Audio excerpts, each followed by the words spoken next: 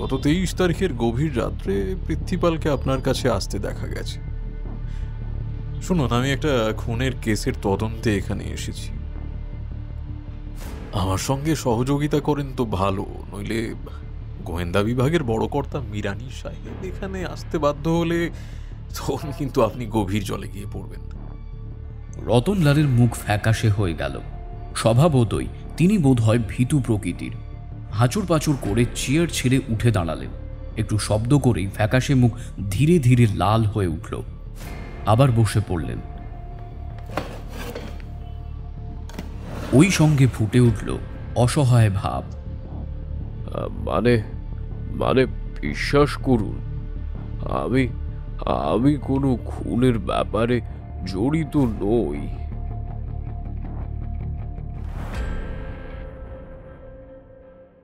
আপনাদের কাছে বিশেষ অনুরোধ, আপনাদের মধ্যে অনেকেই গল্প শোনার পর আমাদের চ্যানেলটিকে সাবস্ক্রাইব না করেই চলে যান। আপনাদের করা প্রত্যেকটা সাবস্ক্রিপশন আমাদেরকে আরও সাহস যোগায়। তাই প্লিজ আপনারা চ্যানেলটিকে সাবস্ক্রাইব করে পাশের বেল নোটিফিকেশনটি অল করে দেবেন, যাতে এই ধরনের গল্পের আপডেটস সবার আগে আপনার কাছে এসে পৌঁছায়। নমস্কার, আপনি শুনছেন সাসপেন্স থ্রিলার প্ল্যাটফর্ম, আপনার গল্পের প্ল্যাটফর্ম। ইতিমধ্যেই আপনি ডাউন গুজরাট মেলের প্রথম পর্ব শুনে ফেলেছেন। এই পর্যন্ত দিল্লির এক বড় ব্যবসায়ী দেবীদয়াল চোকসি, যিনি অনেক অপকর্মের মাধ্যমে টাকা রোজগার করে থাকেন, ওম মেহতা একজন দাগী আসামি, তার সাথে শলা পরামর্শ করে দেবীদয়াল চোকসি রওনা হয়েছিলেন জাল ওষুধ কিনতে বম্বের উদ্দেশ্যে ডাউন গুজরাট মেলে। রেওয়ারি নামক জংশনের পরে এসি কম্পার্টমেন্টের মধ্যে পাওয়া যায় তার মৃতদেহ। খুন আসলে কে করেছে তা দিল্লি পুলিশ খুঁজে পেতে হিমশিম খাচ্ছে। সেই কারণে সংবাদ দেওয়া হয় সুদূর কলকাতায় থাকা বাসু ব্যানার্জিকে, যিনি একজন প্রাইভেট ডিটেকটিভ। তিনি কলকাতা থেকে রওনা হয়েছেন দিল্লির উদ্দেশ্যে। তারপর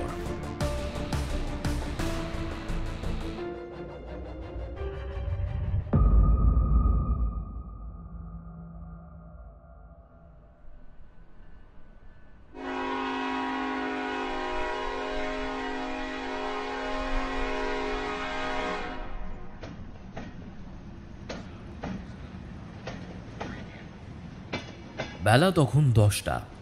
কাঁটায় কাঁটায় ঠিক সময় ক্যাপিটাল এক্সপ্রেস স্টেশনে প্রবেশ করল।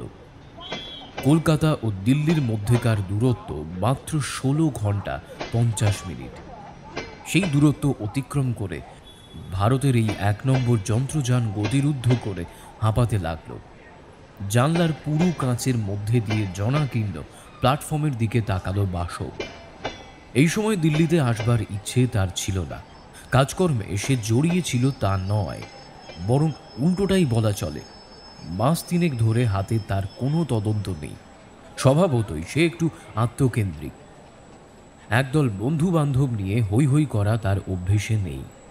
শুয়ে বসে আর বই পড়ে সময় কাটাতে কাটাতে হাঁপিয়ে উঠেছিল। এই সময় রাহুল এসে উপস্থিত হলো।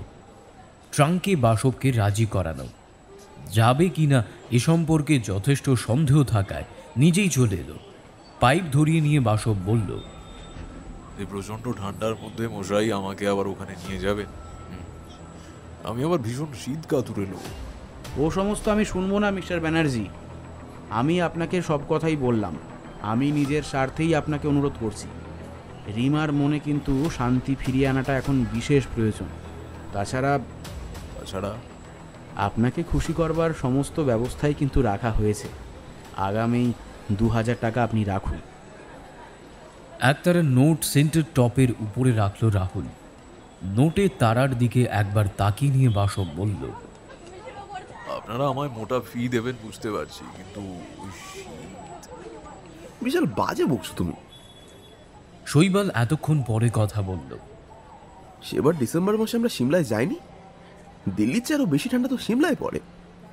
তা বটে, তুমি আমার যুক্তির ওপর 1 ঘড়া ঠান্ডা জল ঢেলে দিলে। অবস্থা যেতে যে না পারি তা নয়, তবে এই কেস একটু অন্য ধরনের হওয়ায় চিন্তায় পড়ে গেছি। কিরকম? কয়েকজন সন্দেহভাজনের মধ্যে থেকে খুনিকে চিহ্নিত করা একটা ব্যাপার, আর কোটি কোটি লোকের মধ্যে থেকে তাকে খুঁজে বের করা আর এক ব্যাপার। হয়তো ওম মেহতা কেরালায় গা ঢাকা দিয়ে রয়েছে, কিংবা এই কলকাতাতে এসে জনসমুদ্রে মিশে গেছে। ব্যাপারটা কিরকম ঝামেলার দাঁড়িয়ে গেছে নিশ্চয়ই বুঝতে পারছো তুমি। হত্যাকারী যদি ধরা নাও পড়ে তাতে কিছুই এসে যায় না। আপনি ওখানে গেলে রিনা কিন্তু সান্ত্বনা পাবে, আর এটাই সব থেকে বড় কথা। বেশ, আপনার যখন এত ইচ্ছে আমি যাব। ডাক্তার, আমাকে তাতিয়ে দিয়ে তুমি যে পিছু হটবে তা কিন্তু হবে না, তোমাকেও সঙ্গে যেতে হবে। শৈবাল মৃদু হেসে বলল, আগামী সপ্তাহে ওখানে যেতেই হতো, মেডিকেল কনফারেন্স আছে। ক্যাপিটাল এক্সপ্রেস নিশ্চলভাবে দাঁড়িয়ে পড়ার পর প্ল্যাটফর্মে চাঞ্চল্য অনেক বেড়ে গেল। বাস্তবতার কিছু ছিল না। একটু সময় নিয়ে বাসব আর শৈবালকে সঙ্গে করে ট্রেন থেকে নামল রাহুল। স্টেশনের বাইরে এক বিস্ময় তার জন্য অপেক্ষা করছিল। রিনা গাড়ি নিয়ে এসেছে। বিষণ্ণ হেসে অভ্যর্থনা জানান অতিথি দুজনকে। পরিচয়ের পালাও শেষ হলো এই সঙ্গে। ইম্পালায় বসে গুরুত্বপূর্ণ কোনো কথা হলো না। বাসব ও শৈবালের থাকার ব্যবস্থা চোকসি হাউসেই রয়েছে। ওরা একটু তাড়াতাড়ি খাওয়া দাওয়া সেরে ঘন্টা তিনেক বিশ্রাম করে নিল। বেলা 4টের সময় ওরা রওনা হলো পুলিশ সদরের উদ্দেশ্যে। ভাগ্যক্রমে মিস্টার মিরানি তখন অফিসেই ছিলেন। পরিচয় পাবার সঙ্গে সঙ্গে সাদর অভ্যর্থনা জানালেন। কুশল বিনিময়ের পর জানা গেল বেসরকারিভাবে তদন্ত করার অনুমতি নেওয়া হয়েছে। বাসব বলল, কিরকম বুঝছেন? জোর খোঁজাখুঁজি চলছে, তবে ওম মাহাতোকে খুঁজে পাওয়া বেশ শক্ত হবে। মোটিভ সম্পর্কে কিছু জানতে পেরেছেন? গোলমাল তো ওইখানে। খুন করার পর মাহাতো মোটা মাল নিয়ে হাওয়া হয়ে যেতে পারত। দেখে শুনে মনে হয়েছে সে কিছুই নেয়নি, অথচ তার অবস্থা ভালো ছিল না। এত বড় লোভ সামলালো কিভাবে তাই ভাবছি। বাসব পাইপ ধরালো। ব্যাপারটা সত্যি ভেবে দেখার মতো। হত্যাকারী কেন লোভী হয়ে উঠল? না, আমাদের তা খতিয়ে দেখতেই হবে। পোস্টমর্টমের রিপোর্ট একবার দেখতে চাই। বিরানি রিপোর্ট এগিয়ে ধরলেন। জটিল ব্যাপার কিছুই নয়। চওড়া ব্লেডের ধারালো অস্ত্র দিয়ে বুকের ডান পাশে আঘাত করা হয়েছে। মৃত্যু এসেছে প্রায় সঙ্গে সঙ্গেই। উনি রাত্রে যা খেয়েছিলেন তা মোটেই হজম হয়, সুতরাং মনে হয় তোর মৃত্যু হয়েছে রাত 10:30 থেকে 12:30 মধ্যে। কাজে লাগে এমন কিছু পাওয়া গেল না। বাসব রিপোর্ট ফিরিয়ে দিয়ে পাইপ ধরালো। ভ্রু কুঁচকে কয়েক মিনিট ভাবার পর বলল, সেই এয়ার কন্ডিশন কম্পার্টমেন্টটা আমি একবার দেখতে চাই। বেশ, তো আমি এক্ষুনি ব্যবস্থা করছি। সেদিন যে কন্ট্রাক্টর ছিল তার সঙ্গে 2-4 কথা বলে নিলে ভালো হতো। দেখছি তাকে পাওয়া যায় কিনা।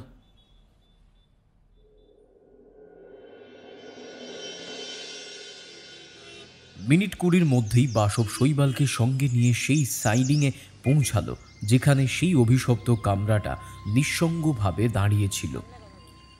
মিস্টার মিরানি আসতে পারেননি।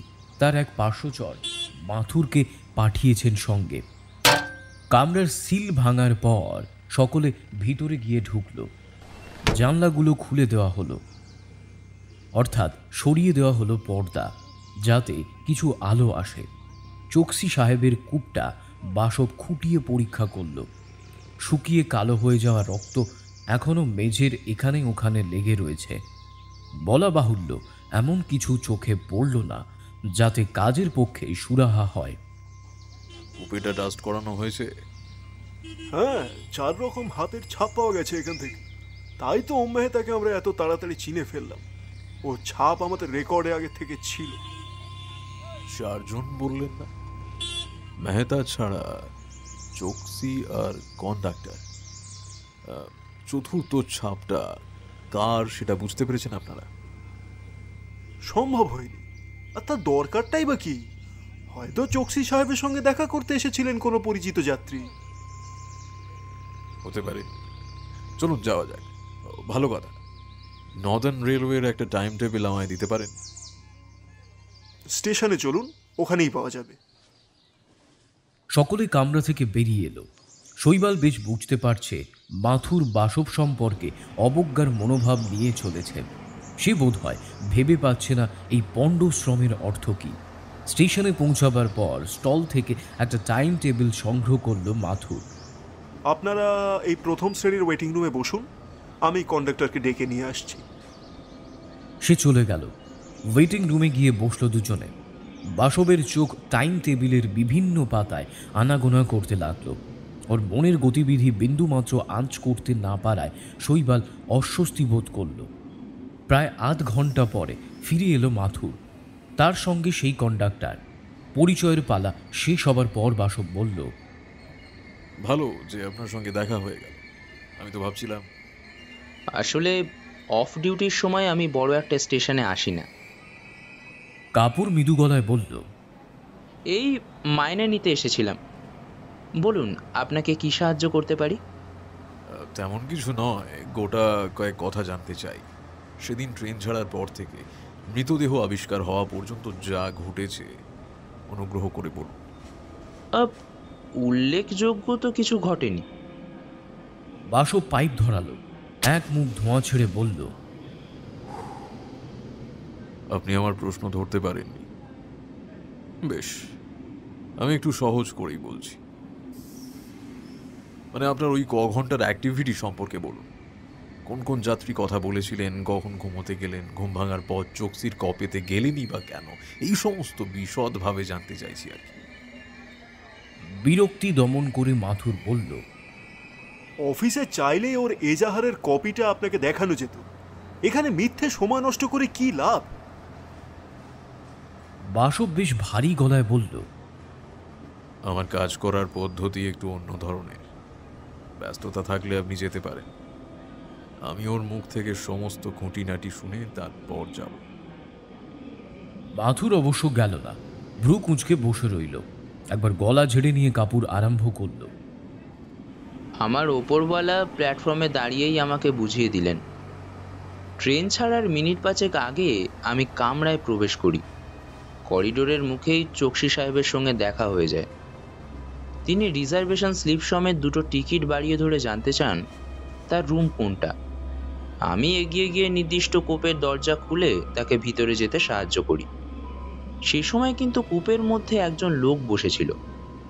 বুঝতে পারি ওই লোকটা চোকসি সাহেবের সহযাত্রী।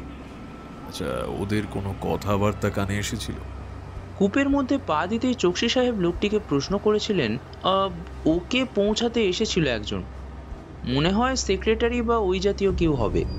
তাকে তিনি বলেন, সময় হয়ে এসেছে, এবার নেমে পড়ো। বেদপ্রকাশ লোকটাকে ভালো করে খোঁজ খবর নেবে। এই সময় আমি সরে এসেছিলাম। চোকসি সাহেবকে আর জীবিত অবস্থায় দেখিনি। বাকি রাতটুকুর কথা এবার বলুন। নিজের সিটে গিয়ে বসে বইয়ে একাগ্র হওয়ার চেষ্টা, দেখা থেকে আরম্ভ করে পৃথ্বীপাল সিংয়ের আগমন, কফির আমন্ত্রণ, কফি খেয়ে এসে ঘুমিয়ে পড়া, ঘুম এত দীর্ঘস্থায়ী হয় যে বেলা 7টার আগে ভাঙে না, মৃতদেহ আবিষ্কার ইত্যাদি একে একে সমস্ত কিছু বলে গেল কাপুর। বাসব অন্যমনস্কভাবে মিনিট দুয়েক তাকিয়ে রইল ভেন্টিলেটরের দিকে, তারপর বলল, অনেক সময় জেগে থাকার জন্যই লোকে রাতে কফি বা চা খায়, তাই নয় কি? আমিও তাই জানতাম, কিন্তু সেদিন রাজ্যের ঘুম কিভাবে যে চোখে নেমে এলো ভগবানই জানেন। আপনি যখন মৃতদেহ আবিষ্কার করেন তখন অন্যান্য যাত্রীর সঙ্গে পৃথ্বীপালও নিশ্চয়ই কামরায় উপস্থিত ছিলেন? না, তার জয়পুর পর্যন্ত টিকিট ছিল, তিনি আগেই নেমে গিয়েছিলেন। ধন্যবাদ মিস্টার কাপুর, আপনাকে আর বিরক্ত করব না। ভালো কথা, রিজার্ভেশন কাউন্টার এখন খোলা পাওয়া যাবে কি? যাবে, 6টা পর্যন্ত খোলা থাকে। বাসব মাথুরের দিকে ফিরল। মিস্টার মিরানি আপনাকে সাহায্য করবার জন্য আপনাকে পাঠিয়েছেন, নিশ্চয়ই এ কথা আপনার মনে আছে। আমরা এখন স্টেশন সুপারিনটেন্ডেন্টের কাছে যাব। আপনি পুলিশি মেজাজ বজায় রাখবেন, নইলে তার কাছ থেকে কোনো সংবাদ আদায় করা যাবে না। স্টেশনের দণ্ডমুণ্ডের কর্তা রূপচাঁদ ভার্গব বয়স্ক, আদুরে আদুরে চেহারার ব্যক্তি। চোকসি সাহেবের খুনের ব্যাপারে ওরা এসেছে শুনে ব্যস্তভাবে সকলকে তিনি অভ্যর্থনা জানালেন। কোনো রকম পুলিশি হম্বিতম্বির প্রয়োজন পড়বে বলে শৈবালের মনে হলো না। মাথুর বলল, আপনার কাছ থেকে গোটা কয়েক কথা জেনে নিতে এলাম, নিশ্চয়ই উত্তরগুলো সঠিক দেবেন। ভার্গব বিপন্নভাবে বললেন, আরে নিশ্চয়ই নিশ্চয়ই, আপনাদের সাহায্য করতে পারলে আমি বিশেষ খুশি হব, কিন্তু ও সম্পর্কে আমার তো কিছু জানা নেই। বাসব বলল, আপনার ব্যক্তিগত কোনো উত্তরের অপেক্ষায় আমরা নেই মিস্টার ভার্গব। কিছু রেকর্ডস আমরা দেখতে চাই, সেই ব্যাপারেই আপনার সহযোগিতার প্রয়োজন। রিজার্ভেশন করার আগে একটা ফর্ম পূরণ করতে হয় যাত্রীদের। 23 তারিখে, অর্থাৎ চোকসি সাহেবের একজন সহযাত্রী ছিলেন পৃথ্বীপাল সিং। রিজার্ভেশন করার আগে তিনি যে ফর্ম পূরণ করেছিলেন সেটা একবার দেখতে চাই। ওগুলো বোধহয় নষ্ট করা হয় না। রেলের কিছুই নষ্ট করা হয় না, তাই তো কাগজপত্র রাখার জায়গা ক্রমেই ছোট হয়ে আসছে। আমি দেখছি। ভার্গব ফোন তুলে নিচু গলায় কাকে কি সমস্ত একটা বললেন, তারপর রিসিভার নামিয়ে রেখে তাকালেন বাসবের দিকে। ফর্ম আসছে। মিনিট কয়েক খাপছাড়া ভাবে কথাবার্তা হবার পর একজন ঘরে এলো, তার হাতে দোমড়ানো একটা রিজার্ভেশন ফর্ম। বাসব ফর্মটা হাতে নিয়ে সাগ্রহে দেখতে লাগলো। 23 তারিখ বেলা 1টার সময় এটা দাখিল করা হয়েছিল দিল্লি থেকে জয়পুর। নিয়ম মতো ঠিকানাও লেখা আছে নির্দিষ্ট কলমে। হাতের লেখা বেশ গোটা গোটা এবং সুশ্রী। বাসব চিন্তা করতে করতে একটা পাইপ ধরালো। সেদিন দুপুরবেলা রিজার্ভেশন কাউন্টারে যিনি ছিলেন তাকে পাওয়া যাবে কি? ফর্ম নিয়ে যে এসেছিল তার দিকে তাকিয়ে ভার্গব প্রশ্ন করলেন, সেদিন ওই সময় কে ছিল ডিউটিতে দেখো তো। লোকটি বলল, মূলচাঁদ ছিল স্যার। ও আছে নাকি এখন? আচ্ছা, আমি দেখছি। তিনি আবার রিসিভার তুলে নিলেন। কারোর সঙ্গে কথা বলে নেওয়ার পর রিসিভার নামিয়ে রাখতে রাখতে তিনি বললেন, এই আপনাদের ভাগ্য ভালো বুঝলেন, এই মূলচাঁদ কাউন্টারে আছে, ওকে এখানে আসতে বলে দিলাম। চা এসে পড়ল। পেয়ালা শেষ করার মুখেই মূলচাঁদ দেখা দিল। চটপটে ধরনের স্বাস্থ্য সমৃদ্ধ তরুণ। ভার্গব তাকে বুঝিয়ে দিলেন কেন ডাকা হয়েছে। সে যেন খুব ভেবে চিন্তে উত্তর দেয়। মূলচাঁদ সচকিত হলেও মুখে কিছু প্রকাশ করল না। বাসব বলল, সেদিন দুপুরে কি আপনার খুব কাজের চাপ ছিল? এয়ার কন্ডিশন কামরার জন্য তো এমনি খুব একটা চাপ থাকে না। সেদিন এমনিতেই অতটা চাপ ছিল না আর কি। তাহলে তো আপনি কাউন্টারে যারা এসেছিল তাদের ভালোভাবে দেখে নেবার সুযোগ পেয়েছিলেন। আচ্ছা দেখুন তো, এই ফর্মটা দেখুন। এই ভদ্রলোককে মনে আছে আপনার? মূলচাঁদ ফর্মটা ভালো করে দেখে নিয়ে বলল, হ্যাঁ, ভদ্রলোককে আমার খুব ভালো করেই মনে আছে। আর বুক করার আগে আমার সঙ্গে কিছু কথাও বলেছিল। কে নিয়ে কথা হয়েছিল আপনাদের? এসেই বললেন বোম্বে যেতে চান, কোনো গাড়িতে জায়গা টায়গা আছে? আমি বললাম সব গাড়িতেই তো জায়গা পাওয়া যাচ্ছে। এ কথা শুনে উনি বললেন, দেখুন তো অনুগ্রহ করে দেবী দয়াল চোকসি ঠিক কোন বার্থ বুক করেছেন। আমি চার্ট দেখে ট্রেনের নাম করতে উনি ওতেই যাবেন বলে জানালেন। তারপরেই তো ফর্ম চাইলেন। উনি তো বোম্বে পর্যন্ত টিকিট করেননি। না, বোম্বে যাব বলেও উনি জয়পুর অবধি টিকিট কাটলেন। কেন তা সে জানি না। আচ্ছা, ভদ্রলোকের বয়স কিরাম ছিল? ওই বছর 30 হবে। দেখতে কেমন? ভালোই, বেশ ফিটফাট। নাম শুনলে শিব মনে হতে পারে, কিন্তু আমার মনে হলো ভদ্রলোক পাঞ্জাবি হিন্দু। দাড়ি বা পাগড়ি ছিল না? না। আপনাকে আর কষ্ট দেব না, যথেষ্ট উপকার করলেন। বাসব চেয়ার ছেড়ে উঠে দাঁড়িয়ে ভার্গবের দিকে তাকিয়ে বলল, আপনার সহযোগিতার জন্য ধন্যবাদ। ওই ফর্মটা আলাদা করে রেখে দিন, পরে দরকার হতে পারে। চলি এখন। এসো ডাক্তার। বাসবের পিছু পিছু স্টেশনের বাইরে এসে শৈবাল তাকে প্রশ্ন করল, ব্যাপার কি বললে? কোন ব্যাপার? এই তুমি কোথাকারকে পৃথ্বীপাল সিং তার জন্য ভীষণ মাথা ঘামাতে আরম্ভ করেছো দেখছি। দাঁড়াও, আগে একটা ট্যাক্সি ধরা যাক। মাথুরের ভরসায় থাকতে চাইছি না, বলছি সব। কলকাতার ট্যাক্সির আশায় অনন্তকাল দাঁড়িয়ে থাকলে আশ্চর্য হবার কিছু থাকে না। এখানে অবশ্য সেরকম অসুবিধা নেই। মিনিট কয়েকের মধ্যেই ট্যাক্সি পাওয়া গেল। ভেতরে বসতে বসতে বাসব নিজেদের ঠিকানা দিল ড্রাইভারকে। গাড়ি গতি নেওয়ার পর সে বলল, আচ্ছা, এমনও তো হতে পারে ওই তরুণ পৃথ্বীপাল সিং নয়, তার জন্য অন্য কেউ রিজার্ভেশন করাতে এসেছিল। পৃথ্বীপাল সম্পর্কে মাথা না ঘামাবার তো কোনো কারণ নেই ডাক্তার। কাপুরের মুখে আমরা শুনেছি লোকটা শিখ আর বয়স্ক, অথচ রিজার্ভেশন ক্লার্ক বলল সে তরুণ এবং শিখ নয়। ওতে যে না পারে তা নয়। তারপর দেখো, তার দেওয়া কফি খাওয়ার পরই কন্ডাক্টরের চোখে গভীর ঘুম নামে। ঘুম ভাঙে অনেক বেলাতে। আমার সন্দেহ হচ্ছে কফিতে ঘুমের ওষুধ মেশানো ছিল। তাছাড়া কন্ডাক্টরকে না জানিয়েই বা সে নেমে যাবে কেন? দরজা খোলা থেকে যাবে, চোর ছাঁচোর ঢুকতে পারে, এমন আহাম্মকের মতো কাজ কোনো দায়িত্বশীল যাত্রী করতে পারে না। তুমি বলতে চাইছো ওম মেহতাকে সাহায্য করার জন্য পৃথ্বীপাল ওই কামরায় ছিল? জোর দিয়ে এখনই আমি কিছু বলতে চাইছি না।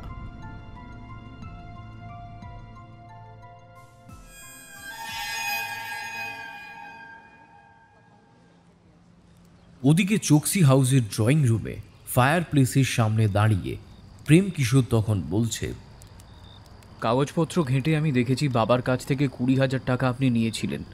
ও টাকা আমার পক্ষে আর ফেলে রাখা সম্ভব হবে না সেনবাবু। রাজীব সেন মুখ কালো করে বললেন, আপনার বাবা কিন্তু আমার সঙ্গে এভাবে কথা বলতেন না। বলতেন না বলেই লোকে সুযোগ নিত।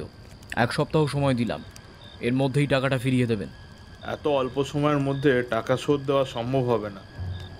আপনি বরং আমাদের দিয়ে কিছু কাজকর্ম করিয়ে নিন। এই সময় বাসব শৈবালকে সঙ্গে নিয়ে ঘরে প্রবেশ করল। কিছু কথা ওদের কানে গিয়েছিল। ওখানে তখন রাজীব সেন আর প্রেম কিশোর ছাড়া বিনোদ মেহরা আর রিনাও ছিল। রিনা বলল, সেই কখন বেরিয়েছেন? এতক্ষণ কোথায় ছিলেন? বাসব মৃদু হেসে বলল, ভুলে যাবেন না, কাজ নিয়ে এখানে এসেছি। টেলিফোনটা আপনাদের কোথায়? মেহরা দ্রুত গলায় বলল, আমার সঙ্গে আসুন স্যার। বাসব মেহরার পিছু পিছু অফিস রুমে ঢুকে গেল। বার কয়েক চেষ্টা করার পর মিরানিকে পাওয়া গেল। হ্যালো, আমি ব্যানার্জি বলছি। সেদিন পৃথ্বীপাল সিং নামে একজন যাত্রী ওই কম্পার্টমেন্টে ছিলেন। হ্যাঁ হ্যাঁ হ্যাঁ হ্যাঁ, তার কুপেটা ফাস্ট করার ব্যবস্থা করুন। ঠিক তাই। যে কটা ফিঙ্গারপ্রিন্ট পান তার কপি আমায় দেবেন দয়া করে। আর রেলওয়ে রিজার্ভেশন থেকে একটা ঠিকানা পাওয়া গেছে, মাথুরের কাছ থেকে জেনে নেবেন। খোঁজ করে দেখুন তো ঠিকানাটা জেনুইন কিনা। এখন ছাড়ছি, কাল কোনো এক সময় দেখা করার ইচ্ছে রইল। বাসব রিসিভার নামিয়ে রাখল। এতক্ষণ এক মনে একতরফা কথা শুনে যাচ্ছিল বিনোদ মেহরা। তার মুখের ভাব ঘন ঘন পাল্টাচ্ছিল। এবার বাসবের সঙ্গে চোখাচোখি হতে থতমত খেয়ে গেল। আপনি তো চোকসি সাহেবের সেক্রেটারি ছিলেন, এখন কি করবেন স্থির করেছেন? প্রেমবাবু আমায় রেখে দিচ্ছেন। ভালোই হলো। আসুন আপনার সঙ্গে কিছু কথা বলা যাক। দেবী দয়ালের মতো একজন ধনীর সঙ্গে জেল ফেরত ওম মেহতার ঘনিষ্ঠতা হওয়ার কারণটা কি বলতে পারেন? একটু চুপ করে থাকার পর মেহেরা বলল, বাঁকা পথ দিয়ে কর্তা অনেক টাকা রোজগার করতেন। মাঝে মাঝে মেহেদা তাকে ওই ব্যাপারে সাহায্যও করতো স্যার। ওকে নিয়ে তিনি বোম্বে যাচ্ছিলেন? চোরা পথে টাকা রোজগারের কোনো নতুন ধান্দা ছিল নাকি? আগে হ্যাঁ স্যার। সেদিন তো আপনি স্টেশনে পৌঁছতে গিয়েছিলেন, ওকে বিশেষ কিছু চোখে পড়েছিল নাকি? বিশেষ কিছু স্যার। চিন্তিত গলায় মেহেরা বলল, রাকেশ চৌহানকে আমি গেটের কাছে দাঁড়িয়ে থাকতে দেখেছিলাম স্যার। তার সঙ্গে আরও একটা লোকও ছিল। ও মেহতা কর্তাকে বলেছিল ওই লোকটা নাকি সাংঘাতিক প্রকৃতি। কাপড়ের মিলের এজেন্ট সেজে প্রেমবাবুকে ঠকাবার চেষ্টা করছে। লোকটার নাম কি? বেদপ্রকাশ স্যার। আপনি বুঝলেন কি করে যে ওই লোকটাই বেদ প্রকাশ? ও যখন প্রেমবাবুর কাছে গিয়েছিল আমরাও ঠিক ওই সময় সেখানেই গিয়ে পড়ি। মেহতা পরের দিন ওর সম্পর্কে কর্তাকে সতর্কও করেছিল। বেদ প্রকাশ সম্পর্কে খোঁজ খবর নিতে দেবী দয়াল তাই আপনাকে বলেছিলেন। যাই হোক, তারপর কি দেখলেন? বাসবের কথা শুনে মেহেরা বিলক্ষণ অবাক হয়েছিল, কিন্তু সে ভাব প্রকাশ না করে বলল, ওই সময় আমি রীনা দেবী আর ডক্টর চৌধুরীকে দেখেছিলাম, রাজীব সেনকেও দেখেছিলাম। তিনি স্টেশন থেকে বেরিয়ে আসছিলেন। বাসব পাইপটা ধরিয়ে নিয়ে বলল, রাজীব সেনকে?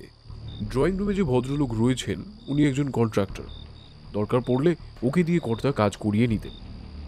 প্রেমবাবু টাকার কথা কি যেন বলছিলেন ওকে? কোথাও যেন বড় একটা কাজ ধরেছেন উনি, 20,000 টাকা নিয়েছিলেন কর্তার কাছ থেকে। আরও কিছু নেবার চেষ্টায় ছিলেন আর কি। দেবী দয়ালের সঙ্গে ওম মেহতা যে বোম্বে যাচ্ছে এই কথা কে জানত? কেউ না স্যার, কর্তা বলতে বারণ করেছিলেন। পুলিশের মতো আপনারও কি দৃঢ় ধারণা যে খুন মেহতাই করেছে? থেমে থেমে মেহেরা বলল, এমন কাজ সে কেন করতে গেল আমি সত্যিই ভেবে পাচ্ছি না। কর্তা বেঁচে থাকলেই তো তার লাভ। বাসব আর কোনো প্রশ্ন না করে নিভে যাওয়া পাইপ ধরাতে ধরাতে বেরিয়ে এলো। ড্রয়িং রুমে তখনও রাজীব সেন ছিলেন। বাসব সোফায় বসতে বসতে তার দিকে তাকিয়ে বলল, কিছু মনে করবেন না, একটা প্রশ্ন করছি। 23 তারিখের সন্ধ্যায় আপনি স্টেশনে গিয়েছিলেন কেন? তীক্ষ্ণ গলায় তিনি বললেন, কেন গিয়েছিলাম জেনে আপনার কি লাভ? খুনের তদন্ত করতে এসেছি, আমাকে অনেক কিছু জানতে হবে। খুনের সঙ্গে আমার সম্পর্ক কি? এরকম একটা গোলমেলে ব্যাপারে আমাকে জড়াবার চেষ্টা করছেন কেন? আমার একটা সাধারণ প্রশ্নকে এত গুরুত্বই বা আপনি দিচ্ছেন কেন? সেন নিজের উত্তেজনা চেপে বললেন, একজনের সঙ্গে দেখা করতে গিয়েছিলাম। সেই একজন জোকসি সাহেব আরো কিছু টাকার সন্ধানে তার সঙ্গে দেখা করেছিল, তাই নয় কি? সেন কিছু না বলে উঠে দাঁড়ালেন। আরও টাকা? কি খাইয়ে আপনি বাবাকে বশ করেছিলেন বলুন তো? বাসব বলল, কি হলো? আমি এখন যেতে পারি কি? যাবেন, যান। রাজীব সেন ড্রয়িং রুম থেকে বেরিয়ে যাওয়ার সঙ্গে সঙ্গে প্রেম কিশোর ফেটে পড়ল। লোকটা জোচ্চোর, আমি ওকে কোর্টে নিয়ে গিয়ে দাঁড় করাবো। বাবাকে তেলিয়ে তেলিয়ে অনেক টাকা হাতিয়েছে। বাসব দু চার কথায় ওকে শান্ত করল। তারপর দুই ভাই বোনের সঙ্গে দেবী দয়াল সম্পর্কে অনেক কথা হলো। রীনা আর প্রেম কিশোর মোটেই খুশি ছিলেন না দেবী দয়ালের নানা ধরনের স্মাগলিংয়ে জড়িয়েছিলেন বলে, কিন্তু বাবাকে এ সম্পর্কে কিছু বলার সাহস তাদের ছিল না। বিদেশ থেকে চোরা পথে আসা ওষুধ সংগ্রহ করতেই তিনি যাচ্ছিলেন বম্বেতে। কাজের সুবিধার জন্যে রাহুলকে এই ব্যাপারে জড়ানো হচ্ছিল।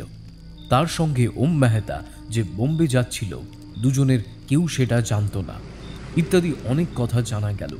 শেষে রীনা বলল, বাবার পরিচিতদের মধ্যে আরও একজন ছিল যে এই কাজকর্ম পছন্দ করত না। আমি বাবার সেক্রেটারিয়েট টেবিলের দেরাজ থেকে দুটো চিঠি পেয়েছি। ইংরেজিতে টাইপ করা সেই দুটো চিঠিতে তাকে ওই পথ থেকে সরে আসার জন্যই বলা হয়েছে। বাসব বলল, চিঠি দুখানা দেখি। আনছি। রীনা উঠে গেল। বাসব প্রেম কিশোরের উদ্দেশ্যে বলল, প্রেমবাবু, কাল ভোরে আমার একটা গাড়ির দরকার হবে। বেশ তো, 3খানা গাড়ি আছে, যেটা ইচ্ছে আপনি ব্যবহার করতে পারেন। দূরে কোথাও যাবেন নাকি? হ্যাঁ, দিল্লি থেকে একটু বাইরে যাব, ড্রাইভারের দরকার হবে না। এই সময় রাকেশ চৌহান খুব দ্রুত ব্যস্তভাবেই ঘরের মধ্যে প্রবেশ করল। সে শুধু প্রেম কিশোর বা রীনাকে আশা করেছিল বোধ হয়। বাসব আর শৈবালকে উপস্থিত থাকতে দেখে তার মুখে বিরক্তি ফুটে উঠল। সে দরজার কাছে থেকেই প্রেম কিশোরকে বাইরে আসতে অনুরোধ জানালো। প্রেম কিশোর সোফা থেকে উঠবার চেষ্টা না করেই বলল, বলুন, এদের সামনে শুনতে আমার অসুবিধা হবে না রাকেশবাবু? ব্যাপারটা ব্যক্তিগত। কিছু যায় আসে না, আপনি বলুন। চৌহানের মুখ লাল হয়ে উঠল। মনে হলো সে বোধহয় এক্ষুনি বিশ্রী ধরনের কিছু একটা করে বসবে। রীনা এসে পড়ল এই সময়। ব্রু কুঁচকে চৌহানের দিকে একবার তাকিয়ে সে চিঠি দুটো দিল বাসবের হাতে। বাসব চিঠি দুটো উল্টে পাল্টে দেখে নিজের পকেটে ভরে রাখল। বাসব বলল, মিস্টার চৌহান, আপনি নিশ্চয়ই আমার পরিচয় পেয়েছেন। আমিও আপনার কথা শুনেছি। তদন্তে সুবিধা হয় এমন কিছু জেনে নিতে চাই। তা এখন সুবিধা হবে কি? তীক্ষ্ণ গলায় চৌহান বললেন, এই সমস্ত প্রশ্ন আমাকে কেন? খুন সম্পর্কে আমি কিছুই জানি না। আপনি জানেন এ কথা তো বলিনি। আমার আগ্রহ অন্তত। 23 তারিখে আপনি স্টেশনে গিয়েছিলেন? হ্যাঁ। কেন? আপনার অবান্তর প্রশ্নের উত্তর দিতে আমি বাধ্য নই। আমি যাব কি যাব না সেটা আমার ব্যক্তিগত ব্যাপার। তবে এই ক্ষেত্রে আমার প্রশ্নের উত্তর দিলেই আপনি ভালো করবেন। অবশ্য পুলিশি হাঙ্গামায় জড়িয়ে পড়তে চাইলে স্বতন্ত্র কথা। রাগে গিজগিজ করলেও চৌহান বুঝতে পারছিলেন প্রশ্নের উত্তর দেওয়াই বোধ হয় বুদ্ধিমানের কাজ হবে। বেসরকারি গোয়েন্দা হলেও পুলিশের সঙ্গে ভালো যোগাযোগ থাকাই সম্ভব। কোনো ছুতোয় গোলমালের বেড়াজালে জড়িয়ে ফেলা বিচিত্র নয়। চৌহান সিগারেট ধরিয়ে নিয়ে বলল, আপনারা মশাই অকারণেই ভদ্রলোকদের অতিষ্ঠ করে তোলেন। আমি স্টেশনে কেন গিয়েছিলাম সেটা জেনে আপনার যে কী লাভ সেটা স্বয়ং ঈশ্বরই জানেন। আমি আমার এক বন্ধুকে পৌঁছতে গিয়েছিলাম। বন্ধুটি বোধহয় বেদ প্রকাশ। সে কে? একটু হেসে বাসব বলল, আপনার বিস্ময় আমাকে হাসিয়েছে মিস্টার চৌহান। এমন ভাব করছেন যেন ও নাম কখনো শোনেননি, অথচ বিনোদ মেহরা আপনাদের দুজনকে স্টেশনে দাঁড়িয়ে কথা বলতে দেখেছে। হ্যাঁ হ্যাঁ হ্যাঁ, আপনি প্রকাশের কথা বলছেন। তার সঙ্গে আমার স্টেশনে দেখা হয়েছিল বটে। ও কয়েক মিনিট জাস্ট কথা বলেছিলাম আমরা। লোকটাকে? একজন সেলসম্যান। সামান্য মুখ চেনাচেনি আছে, এখানে ওখানে দেখা হয়, এই পর্যন্তই। চৌহান যে সত্যি কথা বলছে না তার মুখ দেখেই বুঝতে পারা যায়। বাসব কিছুটা অস্থিরতা বোধ করলেও তাকে আর কিছু বলল না। পাইপে মিক্সচার ঠাসতে ঠাসতে মুখ ফেরালো প্রেম কিশোরের দিকে। বেদ প্রকাশ আপনার দোকানে কেন গিয়েছিল বলুন তো? বেদ প্রকাশ নামে সত্যি প্রেম কিশোর কাউকে চেনে না। দোকানে কত লোকই আসে, বাসব ঠিক কার কথা বলছে সে মোটেই বুঝতে পারছে না। আমি কিন্তু লোকটাকে চিনতে পারলাম না। আচ্ছা আচ্ছা, আমি আপনাকে সাহায্য করছি। কয়েকদিন আগে আপনার বাবা মেহরা আর ওম মেহতা একসঙ্গে দোকানে গিয়েছিলেন। সেই সময় আপনি কারোর সঙ্গে কথা বলছিলেন কি? প্রেম কিশোর বলল, ও মনে পড়েছে, কাপড়ের মিলের একজন সেলসম্যান সে সময় ছিল। টাইলেক্স নামে এক ধরনের কাপড়ের এজেন্সি নিতে সে আমাকে বলছিল। নমুনা দেখাবার জন্য ইনভাইটও করেছিল অ্যাম্বাসেডর হোটেলে সন্ধ্যার সময়। আপনি গিয়েছিলেন? না, যাওয়া হয়নি। জানা গেছে ওই লোকটার নাম বেদ প্রকাশ। অত্যন্ত বাজে প্রকৃতির লোক নাকি। আমার বিশ্বাস সে আপনার কাছে মিথ্যে পরিচয় দিয়েছিল। সেই মিলের নাম আপনার মনে আছে? হ্যাঁ। আজ আর হবে না, রাত হয়ে গেছে। ছোট হোক বড় হোক একটা অফিস নিশ্চয়ই ওই মিলের দিল্লিতে আছে।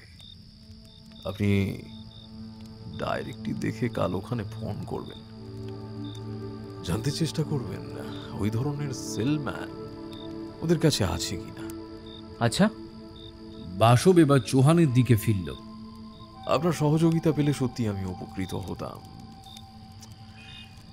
বেদপ্রকাশ সম্পর্কে আমার সমস্ত কিছু জানা দরকার, কিন্তু আপনি মোটেই মুখ খুলতে চাইলেন না।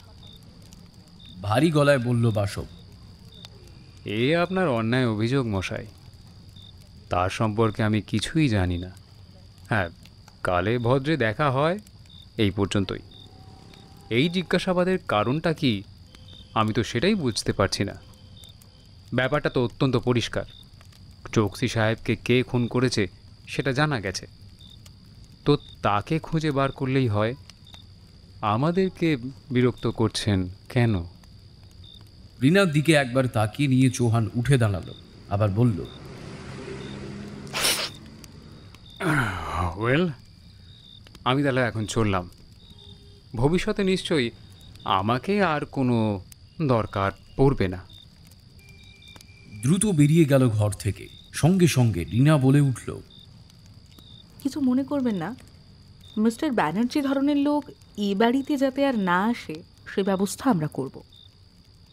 মৃদু হেসে বাসব বলল, আমার যা পেশা তাতে অমন কথা দু চারটে শুনতেই হয়। এবার আপনাকে একটা প্রশ্ন করি, 23 তারিখে আপনি ডক্টর চৌধুরী স্টেশনে গিয়েছিলেন? হ্যাঁ। কেন? ডক্টর চৌধুরীকে ট্রেনে তুলে দিতে গিয়েছিলাম। ও বেনারস যাচ্ছিল মার সঙ্গে দেখা করতে। এ কথা উনি আমায় কিন্তু বলেননি।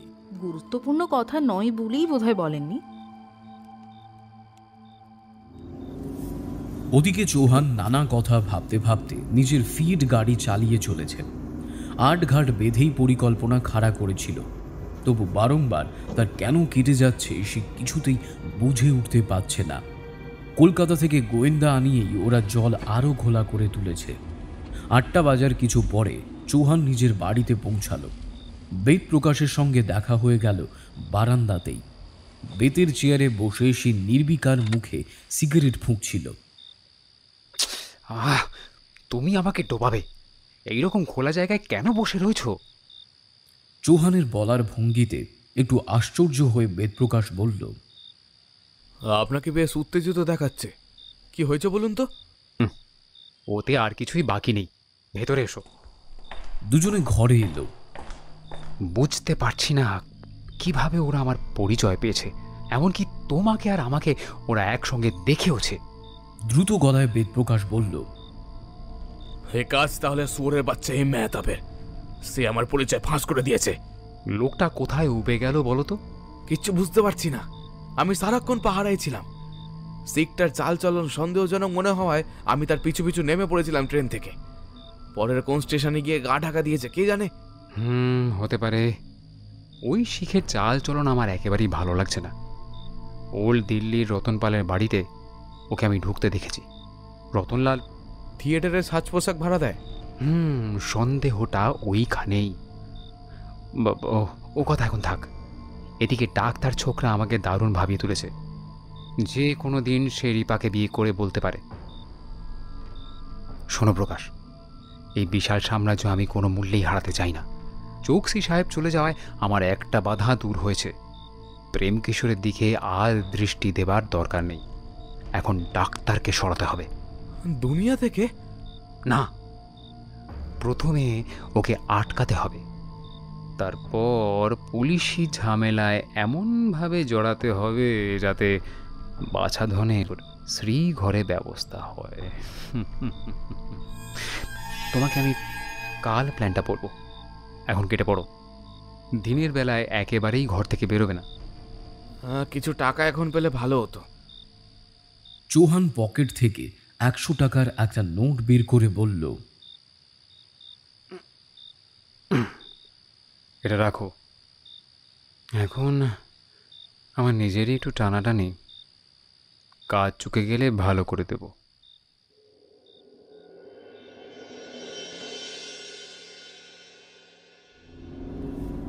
অল্প শব্দ তুলে মার্ক 2 মোড় নিল। সামনে টানা ফাঁকা রাস্তা, চারপাশের কোচ তোলা হয়েছে, তবে শৈবালের শরীর কনক দিয়ে যাচ্ছে। দাঁতে পাইপ চেপে স্টিয়ারিংয়ের উপর হাত রেখে নির্বিকার মুখে বাসব বসে আছে। তার দৃষ্টি সামনের দিকে নিবন্ধ। শৈবাল রিস্ট ওয়াচের দিকে তাকালো। 6টা বেজে 10 মিনিট। হুহু করে মার্ক 2 এগিয়ে চলেছে হালকা কুয়াশা কাটতে কাটতে। মাইল মিটারের কাঁটা 50 আর 55-এর মধ্যে থির থির করে কাঁপছে। দিল্লিকে অনেক পেছনে ফেলে এসে গেছে তারা। আরও কিছুক্ষণ পরে মুখ থেকে পাইপ নামিয়ে বাসব বলল, চমৎকার চলছে, কি বলো? দেখে মনে হচ্ছে গাড়িটা নতুন। আচ্ছা, আমরা কোথায় চলেছি? উফ, এই নিয়ে 3বার প্রশ্ন করলাম, উত্তরটা দেবে কি? এ তো রাগের কথা ডাক্তার, আমরা রেওয়ারি চলেছি। কেন? টাইম টেবিলে দেখলাম মেলের প্রথম স্টপেজ রেওয়ারি। প্রথম সুযোগেই হত্যাকারী গাড়ি থেকে নেমে যাবে, এটাই খুব স্বাভাবিক। আমার দৃঢ় ধারণা যে সে রেওয়ারিতে নেমে গেছে। তুমি রেওয়ারি সম্পর্কে এত নিশ্চিত হচ্ছ কিভাবে? এমনও তো হতে পারে যে খুন আরো পরে হয়েছে, হত্যাকারী হয়তো আগ্রায় নেমেছে। পোস্টমর্টমের রিপোর্ট তো সে কথা বলছে না। রিপোর্টে বলা হয়েছে চৌকসি সাহেব মারা গেছেন রাত 10টা থেকে 12টার মধ্যে। মেল রেওয়ারি পৌঁছাচ্ছে 12টার কিছু পরে। কাজেই বুঝতে পারছো আমার স্থান নির্বাচন ভুল হয়নি। তা না হয় বুঝলাম, কিন্তু এতদিন পরে ওখানে গিয়ে কোন টিকি কি দেখতে পাওয়া যাবে? বাসু মৃদু হেসে বলল, তাই আর কি। এখানে যাচ্ছি যদি কিছু খবর টবর পাওয়া যায়। কি রকম? রেওয়ারি বড় সড়ো জনপদ নয়। এই প্রচন্ড ঠান্ডায় রাত 12টার পর ওখানে বেশি লোক নাম্বার কথা নয়। কাজেই গেটে যার ডিউটি ছিল সে নিশ্চয়ই কিছু না কিছু বলতে পারবে। অবশ্য আশা 10%-এর বেশি। তবু আমাদের চেষ্টা চালিয়ে যেতে হবে।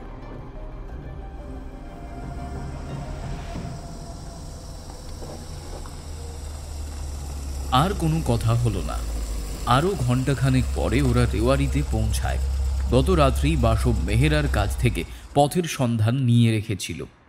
ছোট শহরটি এখনো গা ঝাড়া দিয়ে ওঠেনি। পথে লোকজন একেবারেই নেই। একটা চায়ের দোকানের সামনে গাড়ি থামিয়ে স্টেশন কোন দিকে জেনে নেওয়া হলো। কুয়াশা বেশ কেটে গেছে, তবে সূর্যের আলো এখনও তেমন স্বচ্ছ নয়। মিনিট কয়েকের মধ্যেই ওরা স্টেশনে পৌঁছালো। স্টেশনের আকৃতি মাঝারি ধরনের। সামনে খান তিনেক ট্যাক্সি আর অনেক রিক্সা দাঁড়িয়ে আছে। 8-10টা টাঙাও আছে। বাসব গাড়ি দাঁড় করালো। কাঁচ তোলাই ছিল। দরজা লক করে দিয়ে ওরা এগুলো। একজন কুলির কাছ থেকে জানা গেল কিছুক্ষণ আগে একটা প্যাসেঞ্জার ট্রেন পাস করে গেছে। এখন স্টেশনের ব্যস্ততা একেবারেই নেই। বাবুরা সব অফিস ঘরে আছেন। ওরা প্ল্যাটফর্মে পা দিয়ে এধার ওধার দেখল। নতুনত্ব কিছু নেই। সেই মার্কা মারা চেহারা স্টেশন মাস্টারকে ঘরেই পাওয়া গেল। ছোটোখাটো চেহারার একজন মানুষ। মনে হয় রিটায়ার করতে আর বেশি দেরি নেই। বাসব জানালো সরকারি অনুমতি পেয়ে সে দেবীদয়াল চৌকসির খুনের তদন্ত হাতে নিয়েছে। ওই কেসের ব্যাপারেই সে কিছু সাহায্য চায়। স্টেশন মাস্টার গম্ভীর হয়ে গেলেন। দেবীদয়ালের লোমহর্ষক হত্যাকাণ্ড এখনও বহু চর্চিত কাহিনী, তারও অজানা ছিল না। তবে খুনের তদন্ত যে পুলিশ ছাড়া আর কে কেউ করতে পারে এ কথা তিনি এই প্রথম শুনছেন। তবে এই লোক দুজনকে হাঁকিয়ে দেওয়াও আবার বিবেচনার কাজ বলে মনে করলেন না।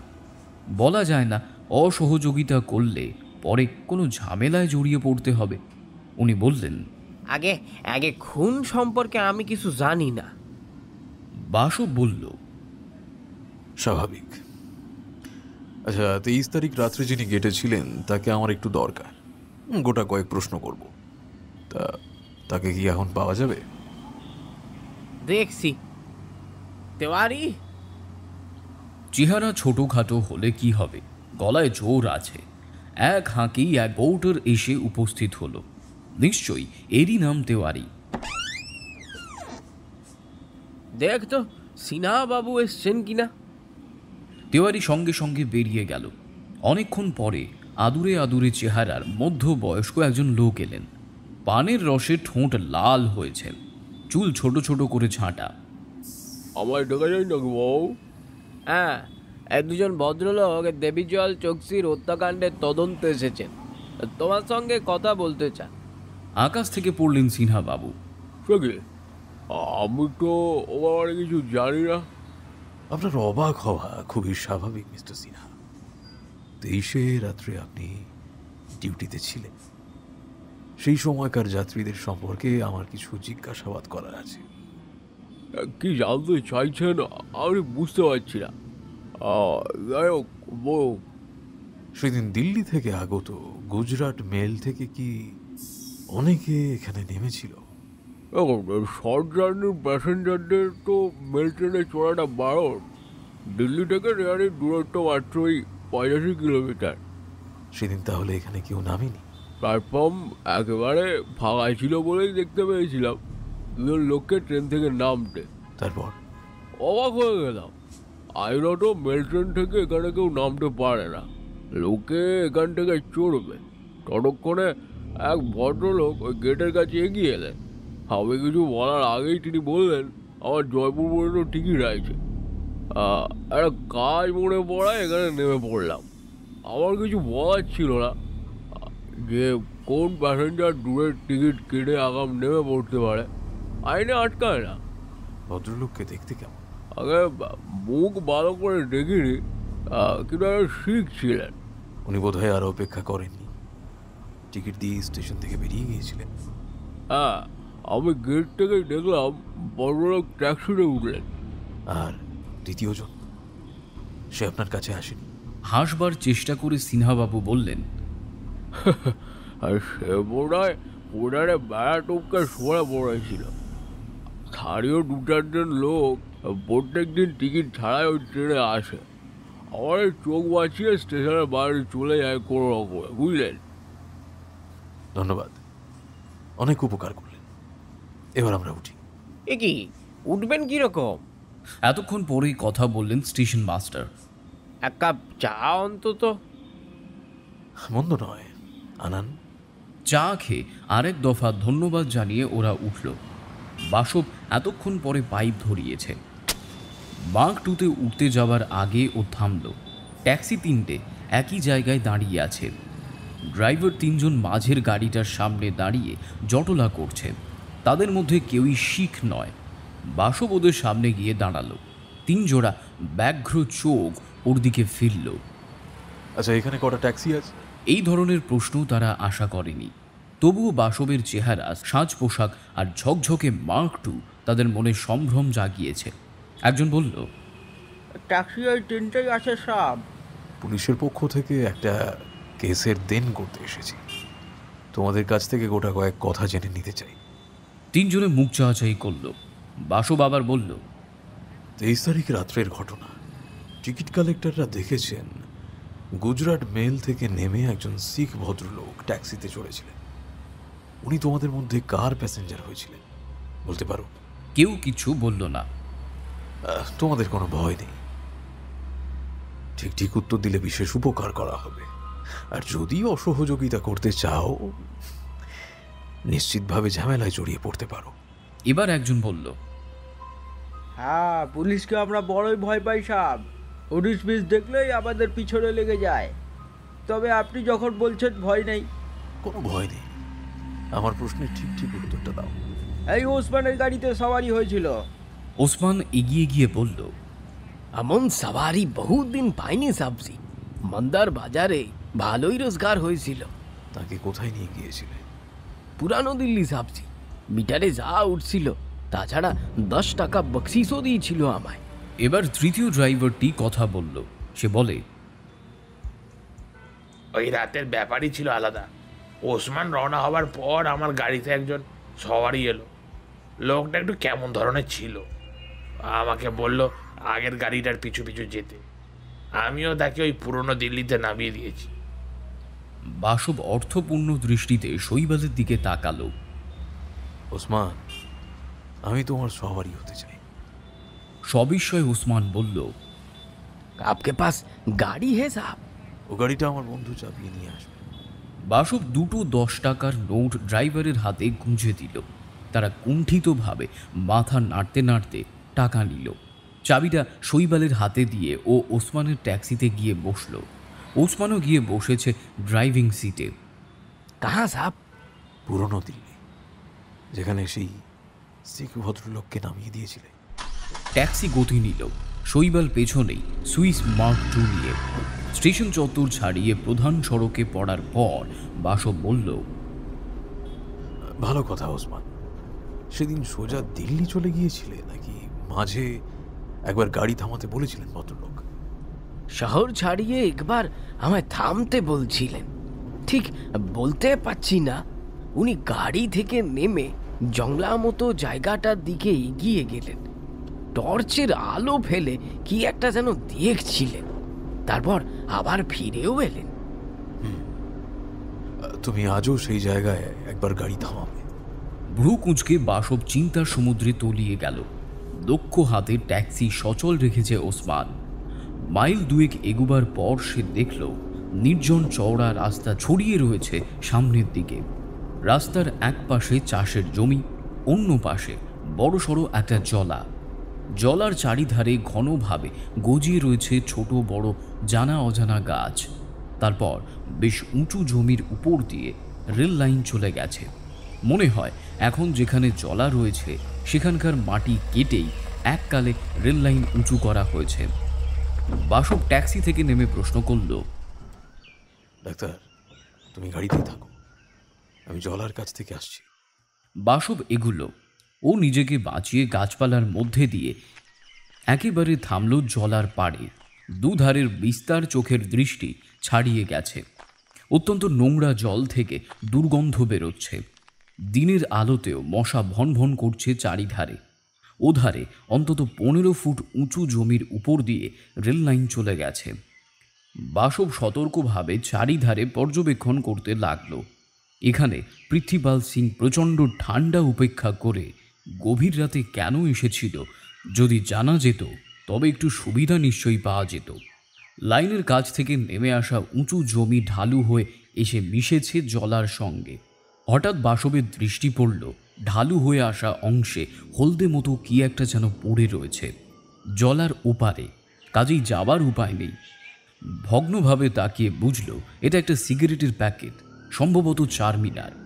ওধারে একবার যেতে পারলে ভালো হতো। বাসব ভালোভাবেই বুঝতে পারল জলা না সাঁতরে কোনো মতেই যাবার উপায় নেই এখান থেকে। অবশ্য অন্য একটা পথ আছে, স্টেশনে গিয়ে লাইন ধরে এগিয়ে ওখানে গিয়ে নামা। বর্তমানে আর অন্য কোনো ঝামেলায় গিয়ে কাজ নেই। আর কয়েক মিনিট দাঁড়িয়ে থাকার পর বাসব ফিরে এলো। আবার সচল হলো ট্যাক্সি আর মার্ক 2। সারাটা পথ আর একটাও কথা বাসব বলল না। চিন্তা ওকে বেশ উদ্বিগ্ন করে রেখেছে। বেলা বেশ চড়ে যাওয়ার পর ওরা এসে পৌঁছালো পুরানো দিল্লির এক ঘিঞ্জি অঞ্চলে।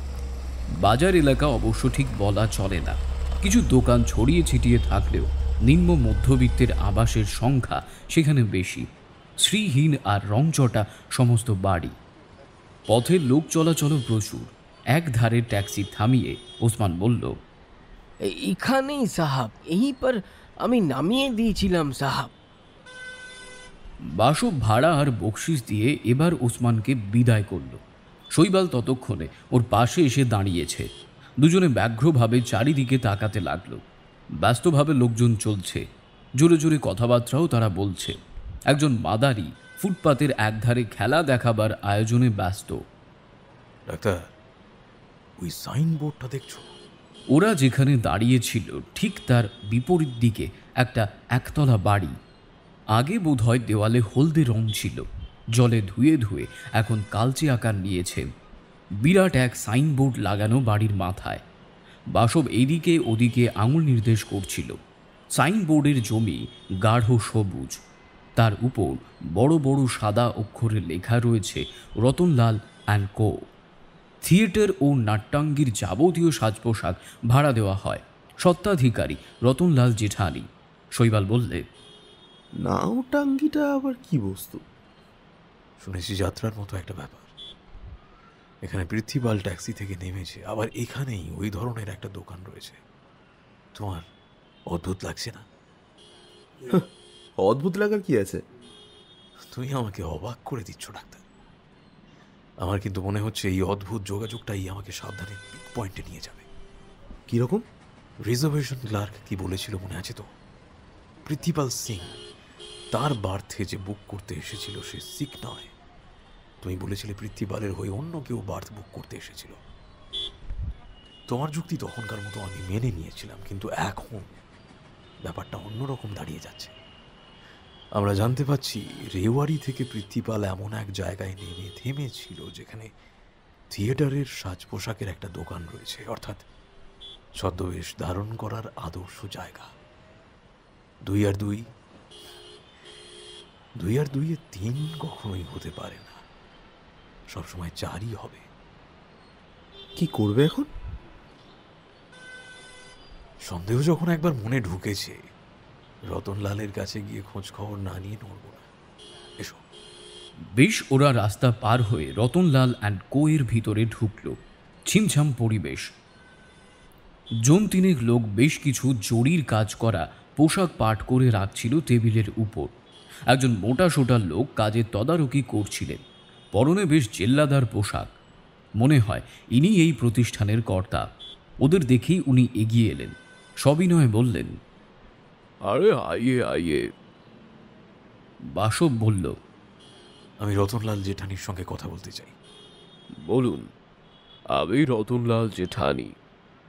কিছু গোপনীয় কথা ছিল, একান্তে বসার কোনো জায়গা আছে কি? মুখ দেখেই বুঝতে পারা গেল ভদ্রলোক বিলক্ষণ অবাক হয়েছেন। আসুন, এদিকে আসুন। ওধারে একটা দরজা ছিল, তারপরে খুপড়ি মতো একটা ঘর। ওই ঘরে নিয়ে গিয়ে রতনলাল ওদের বসালেন। টেবিলের উপর প্রচুর কাগজপত্র রাখা রয়েছে, খান কয়েক চেয়ারও রয়েছে। বোধহয় প্রতিষ্ঠানের এটাই হলো অফিস ঘর। বলুন এবার। বাসব পাইপ ধরালো, ধোঁয়া ছাড়তে ছাড়তে বলল, আপনি কি শুধু ড্রেস ভাড়া দেন নাকি প্রয়োজন পড়লে মেকআপ ম্যানও সরবরাহ করেন? দরকার পড়লে ও কাজ আমি করে থাকি, বলতে নেই ও কাজে আমার আবার একটু সুনামও আছে। আচ্ছা, মাঝে মাঝে লোক এখানে এসে কি মেকআপ করিয়ে নিয়ে যায়? ফ্যান্সি ড্রেসে যারা যোগ দেয় তারা আসে মাঝে মধ্যে।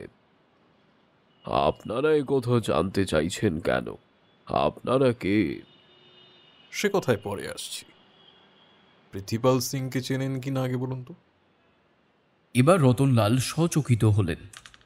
না। আপনি সত্যের অপলাপ করছেন জেঠানিজি। ওই নামের আমি সত্যিই কাউকে চিনি না। এবার আন্দাজে মোক্ষম ঢিল ছুড়ল বাসব। গত 23 তারিখের গভীর রাত্রে পৃথ্বীপালকে আপনার কাছে আসতে দেখা গেছে। শুনুন, আমি একটা খুনের কেসের তদন্তে এখানে এসেছি। আমার সঙ্গে সহযোগিতা করেন তো ভালো, নইলে গোয়েন্দা বিভাগের বড় কর্তা মিরানি সাহেব এখানে আসতে বাধ্য হলে তখন কিন্তু আপনি গভীর জলে গিয়ে পড়বেন। রতনলালের মুখ ফ্যাকাশে হয়ে গেল। স্বভাবতই তিনি বোধহয় ভীতু প্রকৃতির। হাঁচড় পাঁচড় করে চেয়ার ছেড়ে উঠে দাঁড়ালেন।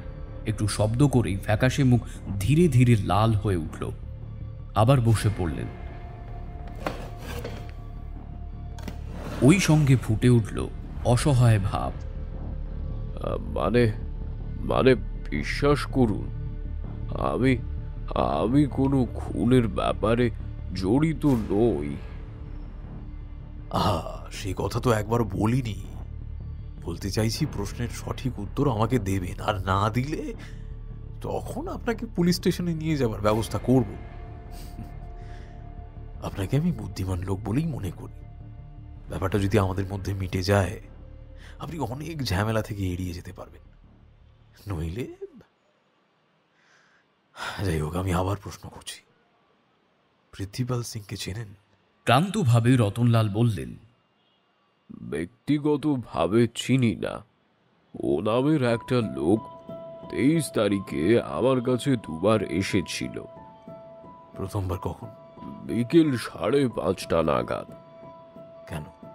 আমাকে এসে বলল নতুন বিয়ে করেছে, মজা করার জন্য ছদ্মবেশে একবার শ্বশুর বাড়ি যেতে চায়। তাকে মধ্যবয়স্ক শিখ সাজিয়ে দিতে হবে। আমি আপত্তি করার কোনো কারণও খুঁজে পেলাম না। আজকালকার ছোকরাদের মাথায় কত রকম যে কি ঘুরে বেড়ায়। লোকটা তাহলে শিখ নয়? না, হিন্দু বলেই মনে হলো। আপনি তাকে শিখ সাজালেন? হ্যাঁ, ওই সামান্য কাজের জন্যে সে আবার 50 টাকা দিয়েছিল। তার নামটা আপনি জানতে চেয়েছিলেন নাকি সে নিজেই বলেছিল? আমি জানতে চেয়েছিলাম। আচ্ছা, তারপর কি হলো? বলল তার পক্ষে মেকআপ তুলে মুখ পরিষ্কার করা সম্ভব হবে না। রাত্রে কোনো সময় আসবে মেকআপ খোলাতে। আমি রাজিও হয়েছিলাম। রাত তখন 3:30। সেই সময় উনি এসেছিলেন। আপনি যদি আবার তাকে দেখেন চিনতে পারবেন? হ্যাঁ হ্যাঁ, কেন পারবো না। বাসব চেয়ার ছেড়ে উঠে পড়ল। শৈবালক, আশা করি আপনি সত্য কথাই বলছেন। এখন আমরা চললাম। দরকার পড়লে পরে আবার আপনাকে খবর পাঠাবো। আমি এখনো অথই জলে, একটু বুঝিয়ে বলবেন কি? না, বুঝিয়ে বলার এখন কিছু নেই। শুধু এটুকুই জেনে রাখুন, অজান্তেই আপনি একজন হত্যাকারীকে সাহায্য করেছেন। ওরা বেরিয়ে এলো ওখান থেকে। গাড়িতে স্টার্ট নেবার পর বাসব বলল, বুঝলে, বেশ জটিল ব্যাপার। হ্যাঁ, জটিল তো বটেই, তবে এখন আর নয়। আমার কাছে ধীরে ধীরে সমস্ত সরল হয়ে আসছে। মোটিভ ওয়াকিবহল হতে পারলেই নিশ্চিত হতে পারি। হত্যাকারীকে তুমি ধরে ফেলতে পারবে? মৃদু হেসে বাসব বলল, আগামীকালই কোনো সময় তাকে আমি ধরে ফেলতে পারবো আশা রাখছি।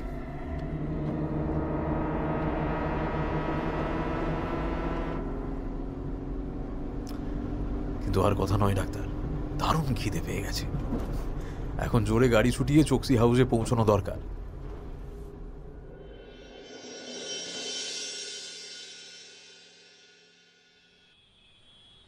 নেয়ারের খাটের উপর পাতা মলিন বিছানায় আধশোয়া অবস্থায় সিগারেট টানছে বেদপ্রকাশ। গতকাল রাত্রে জোহানের বাড়ি থেকে ফিরে আসার পর আজ এতটা বেলা গড়িয়ে গেছে সে নিজের ঘর থেকে বেরোয়নি। ঘন ঘন কয়েকবার টান দিয়ে সিগারেটের টুকরোটা ধুলো ঠিক ঠিক মেঝের উপরে ফেলে দিল।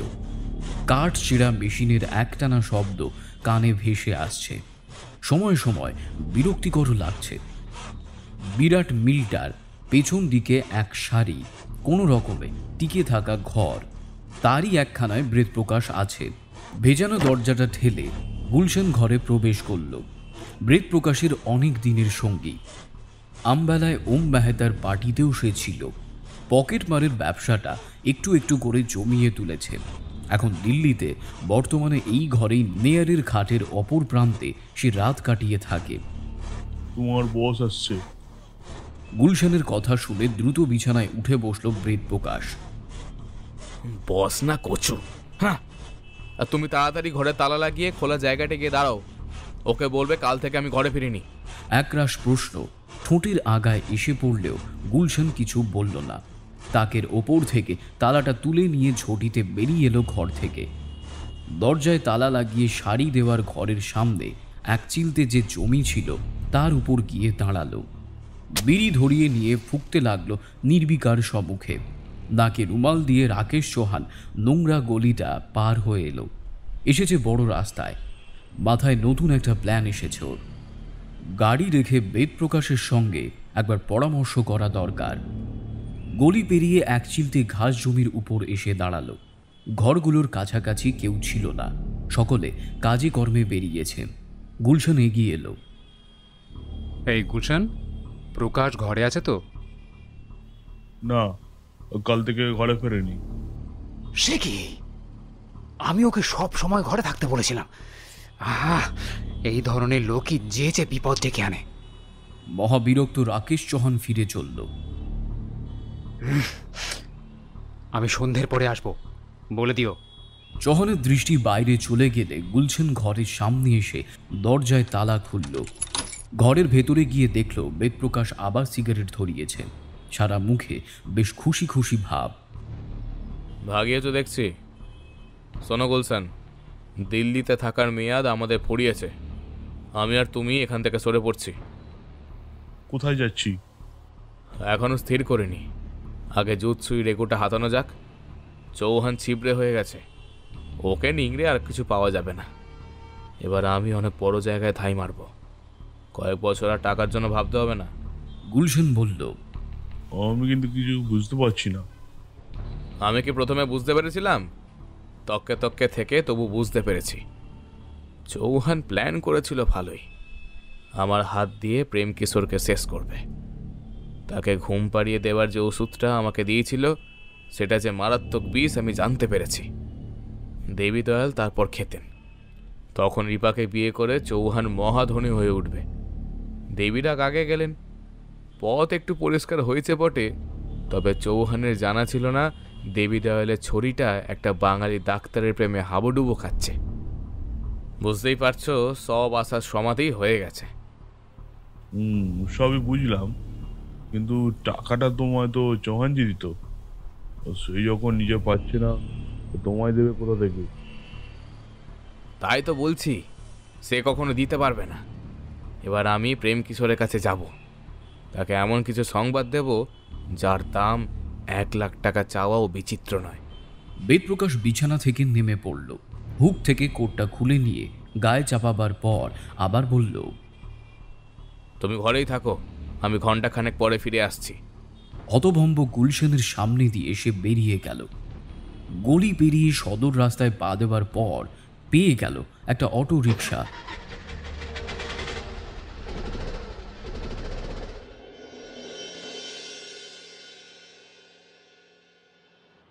কনসার্ট প্লেসে পৌঁছাতে মিনিট 10 বেশি সময় লাগলো না। চোকসি এন্টারপ্রাইজের সামনে এসে দাঁড়ালো বেদপ্রকাশ। প্রেম কিশোর তখন গদিতে বসে মুন্সির সঙ্গে ব্যবসা সংক্রান্ত কথাবার্তায় ব্যস্ত ছিল। আগন্তুককে দেখে হতবাক হয়ে গেল। অসংলগ্নভাবে বলল, আপনি সেদিন তো। বেদপ্রকাশ বেপরোয়া ভঙ্গিতে বলল, আপনারা যে আমার মিথ্যে পরিচয় ধরে ফেলেছেন আমি তা জানি। আমি তখন চৌহানের এজেন্ট হিসেবেই কাজ করছিলাম, যে আপনাকে খুন করবার ষড়যন্ত্র করেছিল। এখন এসেছি স্বাধীনভাবে, আপনার কিছু উপকার করাই আমার উদ্দেশ্য। আমি তো কিছুই বুঝতে পারছি না। বুঝবেন, বোঝাতেই আমি এসেছি। আমার কথা শেষ হওয়ার আগে পুলিশে খবর পাঠাবেন না দয়া করে। বেশ, বলুন। বেদ প্রকাশের সমস্ত কথা জানার পর বিস্মিত প্রেম কিশোর বলল, বিচিত্র কথা আপনি শোনাচ্ছেন তো। যা সত্য তাই বলছি। আর কিছু বলবার আছে? আসল কথা তো এখনো বলা হয়নি। কথাটা অবশ্য আপনার বাবার খুন হওয়া সম্পর্কে। আমি যা জেনেছি চৌহান তা জানে না। পারলে আনন্দে আটখানা হয়ে যেত শুনলে। আসল ব্যাপারটা কি জানেন? যা জেনেছি তার দাম আমার মতে 1 লাখ টাকারও কম নয়। কি জেনেছেন বলুন। একটু নিরিবিলিতে বলতে চাই। প্রেম কিশোর আর কোনো কিছু না বলে গদি ছেড়ে উঠে পড়ল। ইঙ্গিতে বেদপ্রকাশকে অনুসরণ করতে বলে নিজের অফিস ঘরের দিকে এগুলো। চোকসি হাউসের পার্লারে বসে শৈবাল হিন্দুস্তান টাইমসের পাতা উল্টাচ্ছিল। পড়ার চেষ্টা সে মোটেই করছিল না। সে পাতা উল্টাতে উল্টাতে ভাবছিল বাসবের অধ্যাবসায়ের কথা।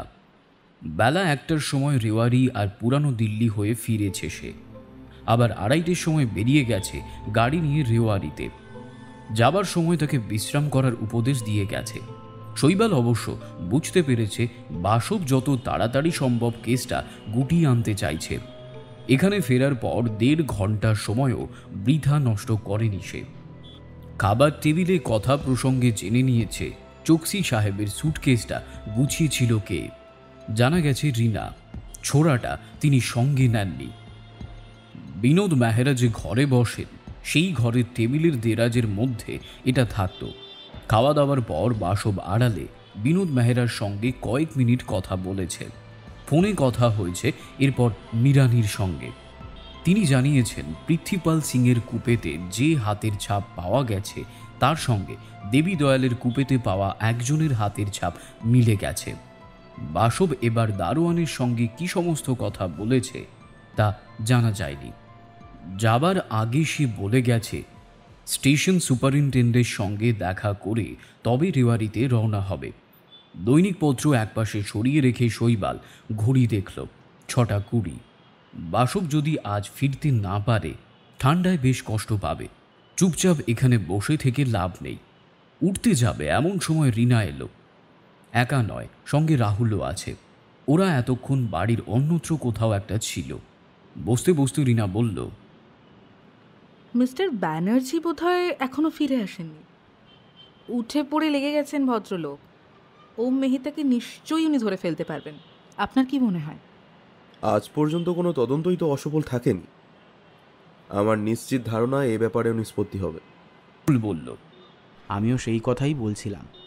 উনি যেভাবে চালিয়ে যাচ্ছেন তাতে করে 2-1 দিনের মধ্যেই। রাহুলের কথা শেষ হবার আগেই প্রেম কিশোরকে আসতে দেখা গেল। কিছুটা ক্লান্ত দেখাচ্ছে তাকে। সে বেতের গড়ানে চেয়ারে গা এলিয়ে দেওয়ার পরই গাড়ির ইঞ্জিন বন্ধ হবার শব্দ পাওয়া গেল। বাসব রেয়ারি থেকে এসে পড়েছে বুঝতে আর কারোর কোনো অসুবিধা হয় না। দাঁতে পাইপ চেপে বাসব 2 মিনিট পরে সকলের মধ্যে এসে পড়ল। বসতে বসতে বলল, ডাক্তার, তোমার কনফারেন্স তো সোমবার থেকে, তাই না? এখনো 5 দিন বাকি। আমি আর থেকে কি করব? কালই কলকাতা ফিরে যাব স্থির করেছি। প্রেমবাবু, দিল্লি মেলে একটা রিজার্ভেশনের ব্যবস্থা করে দিন তো। সকলে অবাক হয়ে গেল। প্রেম কিশোর বলল, রিজার্ভেশনের ব্যবস্থা অবশ্যই করে দেওয়া হবে। তার মানে আপনি চলে যাচ্ছেন? কেসটার কি হবে মিস্টার ব্যানার্জি? রিনার কথা শুনে বাসব বলল, কেসটা সলভ করে ফেলেছি মিস চোকসি। কোনো কিছুই এখন আর আমার কাছে অজানা নয়। এবার সকলে হতবাক। অনেকক্ষণ পরে রাহুল বলল, ওম মেহতা ধরা পড়েছে? না, সে কোনোদিন ধরা পড়বে না। বাসব পাইপে মিক্সচার ঠাসতে ঠাসতে বলল, এখানে এখন বাইরের কেউ নেই, তাই ব্যাপারটা নিয়ে আমরা খোলাখুলি আলোচনা করতে পারি। কি বলছিলাম? হ্যাঁ, মেহতা আর ধরা পড়বে না, তাকেও নিষ্ঠুরভাবে খুন করা হয়েছে। অসংলগ্ন গলায় রিনা বলল, হ্যাঁ মিস চোকসি, খুন? নির্ভেজাল খুন। আপনি বলতে চাইছেন বাবাকে ওম মেহতা খুন করেনি, তাকে আর মেহতাকে মেরেছে অন্য কেউ? ঠিক তাই। মেহতার মৃতদেহ গেল কোথায়? সে খুন হলে তাকে তো ওই কূপের মধ্যেই পড়ে থাকতে দেখা যেত। যায়নি, কারণ হত্যাকারী ওখানেই ধাঁধার সৃষ্টি করে পরিস্থিতির মোড় অন্যদিকে ঘুরিয়ে দিয়েছে।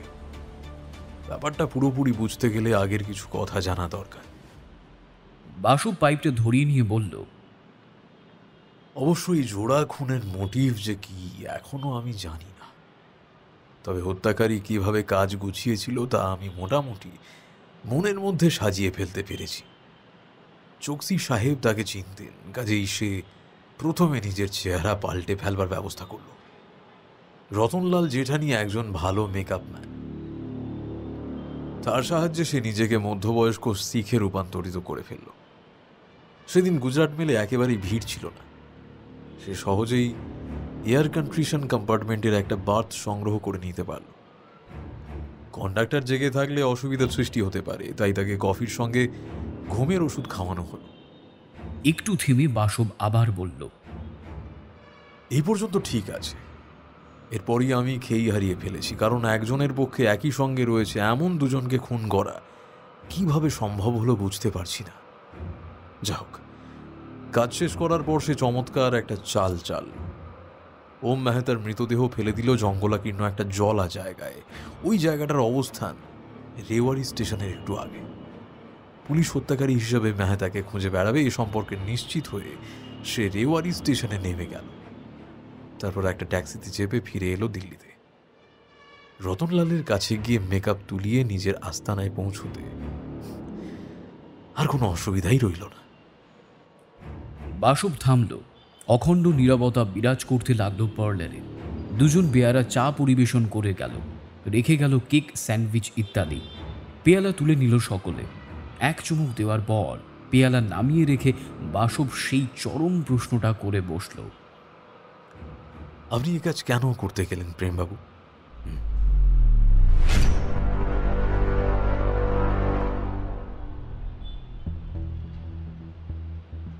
প্রেম কিশোরের পেয়ালা চা ছলকে উঠল।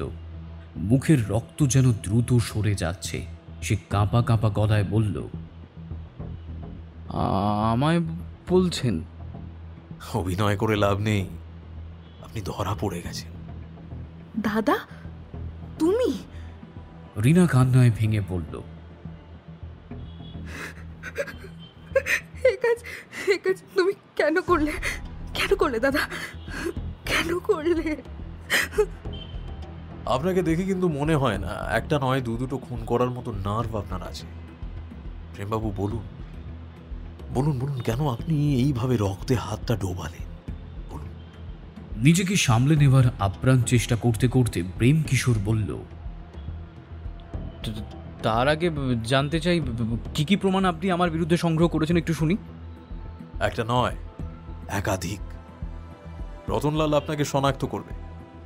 বিনোদ মেহরার কাছে আমি আপনার ইংরেজি হাতের লেখা সংগ্রহ করেছিলাম।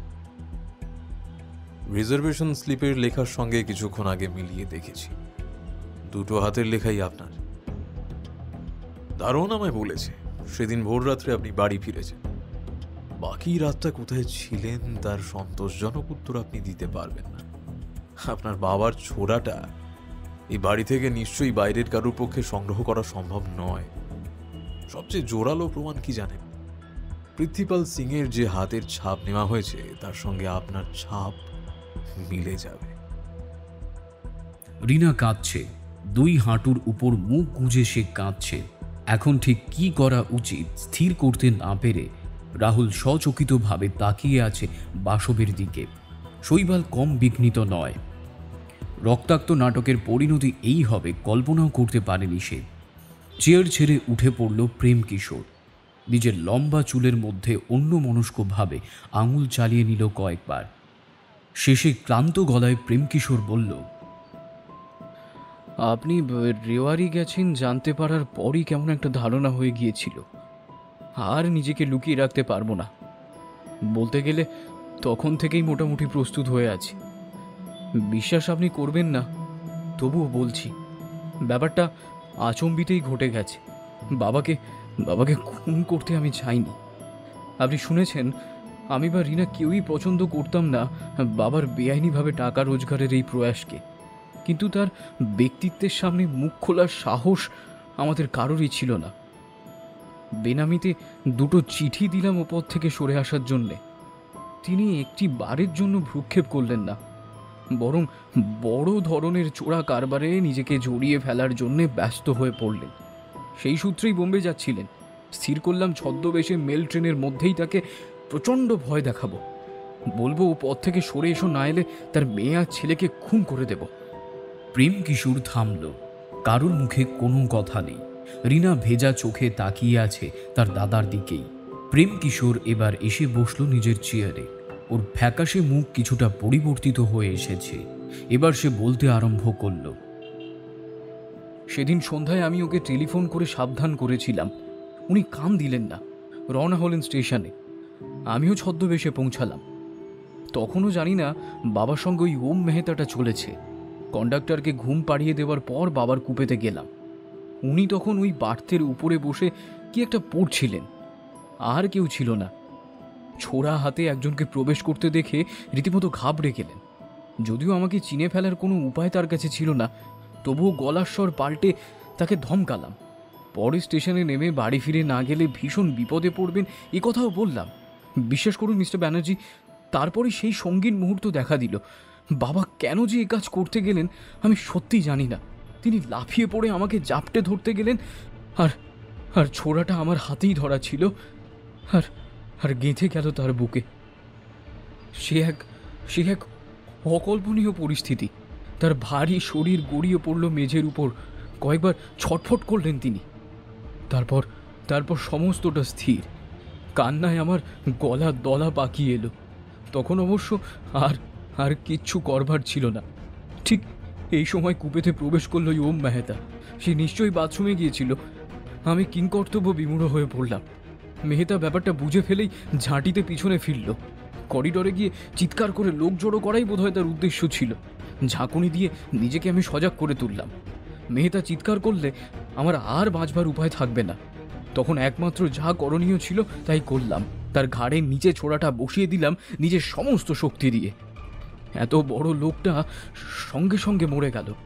ভাবাবেগকে প্রশ্রয় দিলে চলবে না বুঝতে পেরেছিলাম। আমি ওখানে বসেই দ্রুত প্ল্যান স্থির করে ফেললাম। রেওয়ারি স্টেশনের আগে ওই জ্বালাটা আমার জানা ছিল। ওই জায়গাটার কাছাকাছি ট্রেন পৌঁছাতেই সঙ্গে সঙ্গে মেয়েটাকে টেনে টেনে নিয়ে গেলাম ওই একটা ধারের দরজার কাছে। তারপর তাকে ফেলে দিলাম নিচে। আমার যুক্তি ছিল যদি মেহতার বডি জলের তলার মধ্যে তলিয়ে যায় তবে পুলিশ তাকেই বাবার হত্যাকারী হিসেবে খুঁজবে। এই হলো প্রকৃত ঘটনা।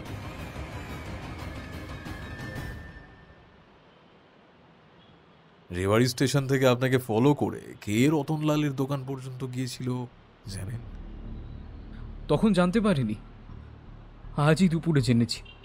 বেদপ্রকাশ, তাকে নাকি চৌহান নিযুক্ত করেছিল আমাকে খুন করার জন্য।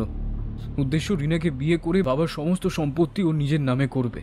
ওম মেহতার উপস্থিতি দুজনকে বিচলিত করে তোলে। ওরা মেহতার গতিবিধির উপর দৃষ্টি রেখে বুঝতে পারে সে বাবার সঙ্গে বোম্বে যাচ্ছে। উদ্দেশ্য নিশ্চয়ই মহৎ নয়, টাকার গন্ধ আছে। ব্যাপারটা কি জানবার জন্যে চৌহান বেদপ্রকাশকে পিছনে লাগিয়ে দেয়। আমি একটা মারাত্মক ভুল করেছিলাম। মেকআপ নেবার পরও নিজেই গাড়ি ড্রাইভ করে গিয়েছিলাম স্টেশনে। উদ্দেশ্য ছিল বাবাকে ভয় টয় দেখিয়ে ফিরে আসার পর মেকআপ তুলে এখান থেকে গাড়ি নিয়ে বাড়ি চলে যাব। টাকা পেলেই ছোকরা পাওয়া যায় গাড়ি পাহারা দেবার। আমাকে গাড়ি থেকে নামতে দেখেছিল এই প্রেতপ্রকাশ। এই গাড়িটা যে আমার সেটাও জানতো। আমার জায়গায় একজন শিখকে দেখে ও সন্দেহপ্রবণ হয়ে পড়ে। তারপর আমি একটা ফ্লাক্স কিনি, কফি ভরাই, কাছের একটা দোকান থেকে ঘুমের ওষুধও কিনি। সমস্তটাই সে লক্ষ্য করেছিল। আমার চালচলন এবং সাজ পোশাক তাকে আরও সন্দেহকুল করে তোলে। অবশ্য সে পরে সমস্ত কথা ইচ্ছে করেই চৌহানকে জানায়নি। এয়ার কন্ডিশন কামরার ঠিক পাশের কামরাটাতেই বেদপ্রকাশ উঠে পড়ে। সজাগ থাকার দরুন আমি যখন মেহেতাকে ফেলে দিই, কিছু দেখতে না পেলে ও শব্দটা ঠিক শুনতে পেয়েছিল। তারপর রেওয়ারিতে আমাকে নামতে দেখে সেও নেমে পড়ে, অনুসরণ করে যায় রতনগালের দোকান পর্যন্ত। আমি যখন মেকআপ তুলে বেরিয়ে আসছি তখন আর তার বিস্ময় সীমা থাকে না। পরের দিন খুনের কথা জানাজানি হওয়ার সঙ্গে সঙ্গে বেদপ্রকাশ বুঝতে পারে এই রক্তাক্ত ব্যাপারে আমার বিশেষ ভূমিকা আছে। আজ এই সমস্ত কথাই শুধু সে বলতে এসেছিল? না, বলার পর আমার কাছে সে এক প্রস্তাব রেখেছে। 1 লক্ষ টাকা না দিলে সে সমস্ত কথা পুলিশকে জানাবে। আপনি কি বলেছেন? টাকার ব্যবস্থা করতে গেলে সময় লাগবে, এই কথাই বলেছি। বাসব চেয়ার ছেড়ে উঠে পড়ল। বন্ধর পায়ে এগিয়ে গেল টেলিফোন স্ট্যান্ডের দিকে। রিসিভার তুলে নেওয়ার পরই এক নাটকীয় ব্যাপার ঘটে গেল। রিনা দৌড়ে গিয়ে ওর হাত চেপে ধরল। ভেঙে পড়ল কাকুতি মিনতিতে। না না না না না না, পুলিশকে আপনি কিচ্ছু জানাবেন না মিস্টার ব্যানার্জি। আপনি জানেন না বাবাকে দাদা কত ভালোবাসতো। আপনি অনিচ্ছাকৃত অপরাধের পরও খুব প্রচণ্ড অনুতপ্ত হয়ে রয়েছে। তাকে কি ক্ষমা করা যায় না? দয়া করে একটা কথা ভাবুন। দাদার কিছু হলে আমার নিজের বলতে যে আর কেউই থাকবে না মিস্টার ব্যানার্জি, প্লিজ। রাহুল ততক্ষণে এসে পড়েছে। দ্রুত গলায় সে বলল, এত বড় পরিবারের মান সম্মান সমস্ত কিছু কিন্তু এখন আপনার হাতে। আপনিই একমাত্র পারেন সব দিক সামলে দিতে। শৈবাল এগিয়ে এলো এবার। বাসব বিঘ্নিতভাবে তার দিকে তাকালো। ডাক্তার, তুমিও কিছু বলবে? না বলে থাকতে পারছি না ভাই। মানবিক দিকটা বোধহয় এক্ষেত্রে সম্পূর্ণ উপেক্ষা করা যায় না। তোমার অবস্থা আমি উপলব্ধি করতে পারছি। ব্যাপারটাকে অন্য দৃষ্টি দিয়ে দেখলে কিন্তু আর কোনো গোলমাল থাকে না। পুলিশ অম্মায়তাকে হত্যাকারী বলে জানে, তুমি তাকেই ধরতে এসেছিলে। আমি তাকে ধরতে পারলাম না। কোটি কোটি মানুষের মধ্যে সে মিশে গেছে, এই বলতে চাইছো তো? বাসব রিসিভার নামিয়ে রাখল। বেশ, সকলে যখন চাইছেন তখন তাই হোক। ওম মেহতা পড়ে থাকুক জলার কাদার মধ্যে মুখ গুঁজে। দিল্লি পুলিশ অবশ্য আমার এই ব্যর্থতায় খুশি হবে। হোক, কি আর করা যাচ্ছে। রিনা বলল, ধন্যবাদ মিস্টার ব্যানার্জি। জীবনের শেষ দিন পর্যন্ত আপনার এই উপকারের কথা আমি মনে রাখব। অনেক ধন্যবাদ আপনাকে। কিন্তু বেদপ্রকাশ, সে তো মানে পুলিশের খাতায় তার নাম আছে, দাগি চরিত্র। ভয় দেখিয়ে দিলে সে আর কিছু করতে সাহস পাবে বলে মনে হয় না। পার্লারে পরিপূর্ণ স্বস্তির বাতাবরণ সৃষ্টি হলো। প্রেম কিশোর তখনও একইভাবে মাথা নিচু করে বসে পড়ল। তার মনের ঝড় থিতিয়ে আসছে কিনা কে জানে। বাসবের মুখে ফুটে উঠল মৃদু হাসি। এতক্ষণ পরে আবার সে পাইপ ধরাতে ব্যস্ত হয়ে পড়ল।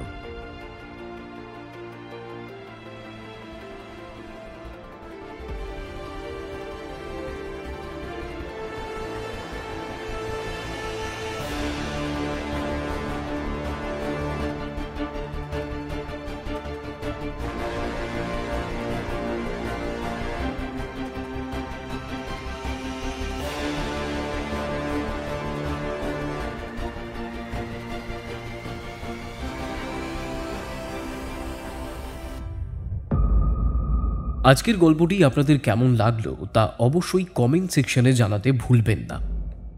আর পারলে চটপট শেয়ার করে ফেলুন আপনাদের প্রিয় মানুষদের সাথে। ও এখনও করেননি? যারা যারা এখনও আমাদের চ্যানেলটিকে সাবস্ক্রাইব না করে আছেন তাদের কাছে অনুরোধ, প্লিজ আমাদের চ্যানেলটিকে সাবস্ক্রাইব করে পাশের বেল নোটিফিকেশনটি অল করে দিন এমন রহস্যজনক গল্প শোনার জন্যে। তাহলে আজ এখানেই শেষ। দেখা হচ্ছে খুব শীঘ্রই আরও একটি নতুন রহস্যজনক গল্প নিয়ে। শুনতে থাকুন সাসপেন্স থ্রিলার প্ল্যাটফর্ম, আপনার গল্পের প্ল্যাটফর্ম।